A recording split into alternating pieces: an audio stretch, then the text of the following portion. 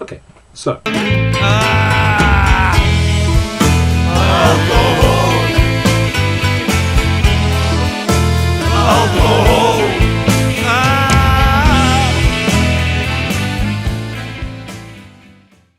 When I originally planned this video, I was going to tell you some stories about my grandparents. However, I didn't really think it was in keeping with the spirit of what I want to do this week. You see, this week both my vlog and my blog are about the importance of telling stories, and particularly ones about your own life. What I'm going to tell you now instead is the weirdest way I ever got a date. I haven't really been on many dates, mostly due to my way with girls in general. I mean, I tend not to so much date lots of girls. I tend to just find one that will accept me and cling to her like a limpet. You could call me a little bit like the male anglerfish, where I become this sort of almost parasitic creature just latched onto the side that occasionally produces sperm. Yeah, you heard me. I also don't date much because I'm not particularly good with women, and I have a habit of saying stupid things like, "If you're a martini, can I have you? Because I'm gagging for a drink." I know, sometimes I'm kept awake at night by the things that I've said. Back to the story. It begins with me ending a minor Facebook relationship I had. I was flirting back and forth with this girl through Facebook chat, and I was just a bit uncomfortable with it.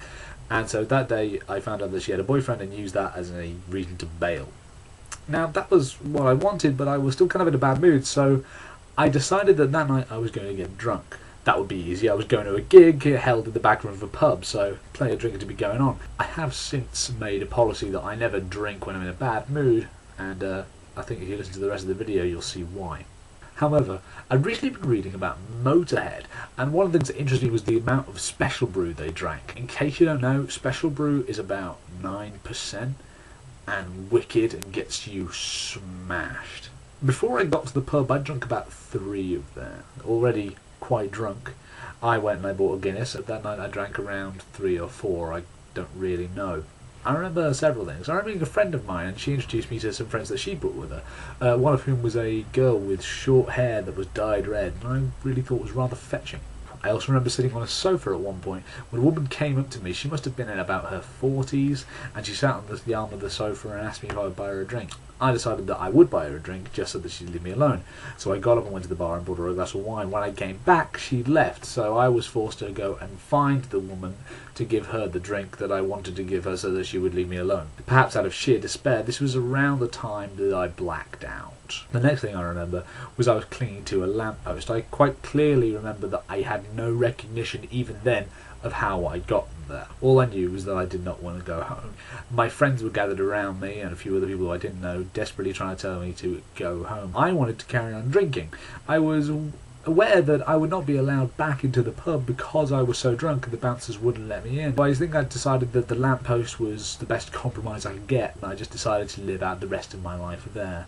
I only really seemed to be finally persuaded to move along when the girl with the short dyed hair began screaming and yelling at me because apparently I'd ruined her evening. I felt very guilty about this and then instantly started crying, mostly about the fact that I was upset that I didn't have a girlfriend, something along those lines. I vaguely remember moving away from the lamppost, but then once again I blacked everything out.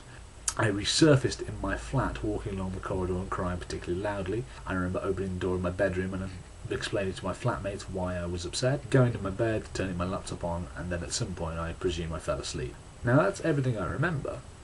I'm now going to tell you everything I was told happened.